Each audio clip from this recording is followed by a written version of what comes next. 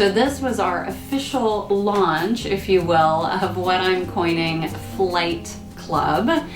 And I won't go into detail to explain what that is here. I've got some other videos and content that will explain what that is. That's part of a book that I'll be releasing early 2016. But this particular trip was just the most amazing experience, working with 6 incredible women in taking their business to the next level. For some of them, the next level was frankly launching their business, taking flight, if you will. And for some of them, it was how do they build a scalable business. We saw pretty much every archaeological site there is to see on the mainland of Greece, including, of course, the Temple of Hera at Olympia, which was just amazing. And then we went on to see 5 Greek islands, including Santorini. We went and spent a day in Turkey.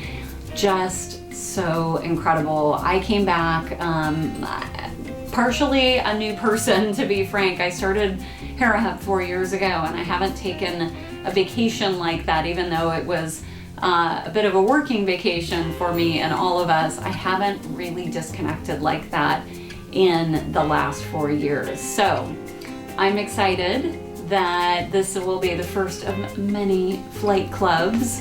We're talking about potentially Positano, Italy next year. So I would love your feedback. I would love your opinion.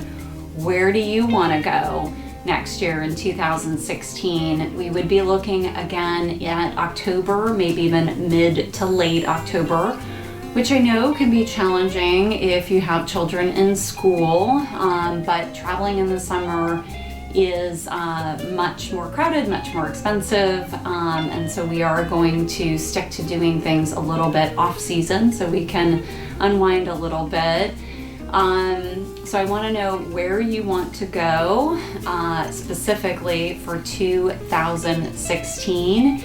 And I hope that you'll consider and watch some of the videos, the testimonials of the women that went. It is a big decision. It is a big expense to go take a couple weeks, but as you'll see in these videos, it was life-changing for a lot of the women that went, in so that it really gave them the time to step back out of the day-to-day of the business and really think bigger.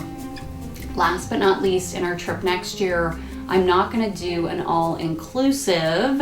We'll do some food and accommodations, but I'm going to allow everybody to book their own flights, because I did also get some feedback from members of, hey, you know, I'd love to go, but I want to be able to go with my spouse the week prior and then meet up with everybody.